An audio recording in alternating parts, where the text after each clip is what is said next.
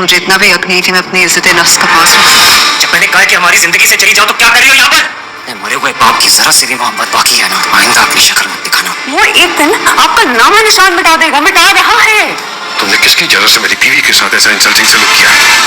और आज कसम खाकर कहता हूँ, जरूरत पड़ी तो उसकी जान लेने से भी गुरेज नहीं करूंगा। टीटी बुढ़ा ठरकी मासूमा से कहता है कि हाँ, मेरी जिंदगी में जिस चीज की कमी थी वो तुम बहुत ही अच्छे तरीके से भर रही हो। यानी कि मेरी जिंदगी में किसी जवान औरत से ठरक झाड़ने की बहुत ज्यादा कमी थी और तुम आ गई और तुम्हारी जो हरकतें हैं ना तवाइफों वाली, वो ठीक ठाक तरीके से मेरा ठरकपन को पूरा कर रही हैं।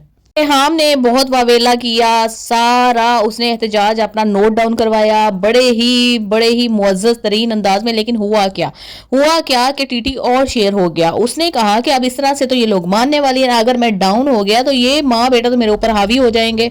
उसने डीपली इस चीज को एनालिसिस किया कि भाई सारी दौलत जायदाद तो मेरे पास है, मूसा के पास है क्या?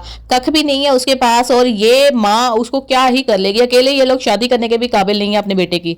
गोल्ड का सेट ले रही होती है तो रेहाम को बहुत अच्छी तरह से उसकी घटिया बातों का अंदाजा हो रहा होता है कि ये हमें जिता रहा है कि मैं अपने पैसे खर्च करके मूसा की बेगम के लिए गोल्ड का सेट ले रहा हूँ। बहुत ज्यादा दुख होता है। वो अपने बेटे को समझाती है कि भाई जज्बातीपन छोड़ दो, तुम्हारे पास है कुछ भी नहीं है, ठीक है तुम बाहर से पढ़े लिखे हो, तुम्हारे अंदर सारी काबिलियत मौजूद होगी, लेकिन उस काबिलियत का क्या फायदा कि तुम अपने पैरों पे स्टैंड ही नहीं करते। ये जिस जमीन पे खड़े हुए वो टीटी की है, जिस बिजनेस के ऊपर तुम करना चाहते हो, शो करना चाहते हो कि मैं एक बिजनेसमैन का बेटा हूं, वो तुम्हारे बाप का है।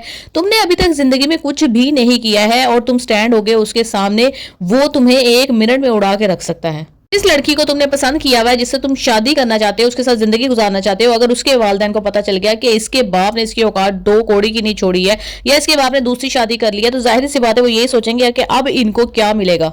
वो कभी भी ऐसे घर में अपनी बेटी की शादी नहीं करेंगे। सुमा को जो बार बार मूसा जाके धमकियां देता है, मैं ये कर दूंगा वो कर दूंगा, पिस्टल जाके दिखाता है, उसको बहुत अच्छे तरीके से पता है कि ये कुछ भी नहीं कर सकता।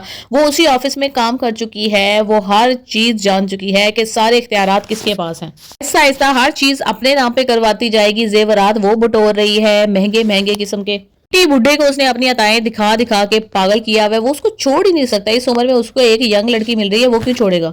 सुमा की माँ भी इंतहाई बगैरत, इतनी बगैरत माँ है तो इतनी बगैरत बेटी है, क्योंकि बिल्कुल वो उसका साथ दे रही है। जिस तरह तवाइफ के कोठे पर कोई आता है ना ग्राहक, तो उस तरह उसकी खिदमत करती है, नायका बनकर उससे बात करती है, हर चीज का समझाती है कि नहीं तुमने ऐसे सलूक नहीं करना, इस बुढ़े के साथ ऐसे नहीं करना, ये भाग जाएगा।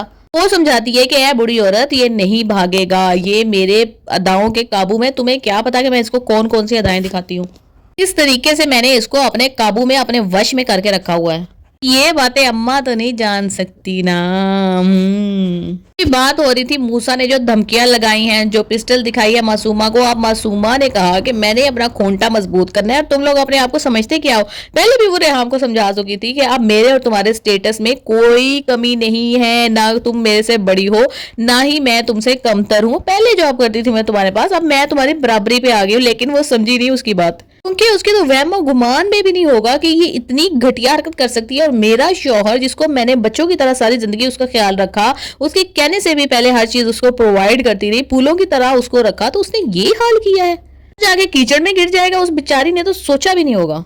जी अभी मूसा की तो लगने वाली है अच्छी खासी वाट, और ये टीटी को ऐसे सिखाएगी कि अगर तुमने इस लड़के को कंट्रोल ना किया तो ये तुम्हारी जो है ना बुढ़ापा तबाह कर देगा, तुम्हारे पास कुछ भी नहीं छोड़ेगा। इसलिए इसको बेदखल करो, क्योंकि इसकी हमें जरूरत नहीं है। मैं जो हूँ तुम्हारे पास, मेरे जैसी जवानी तुम्हारे पास मौजूद है, मैं तुम्हें यशी करवाऊंगी, तुम्हें अपने जवान बेटे की कोई जरूरत नहीं है। टीटी तो वैसे उसकी जवानी के नशे में ऐसा धुत हुआ है कि वो तो यही चाहता है कि बस मासूमा साहबा बोलती रहे, मुझे हुक्म देती रहे और मैं कुत्ते की तरह ना दुम हिलाता रहूं।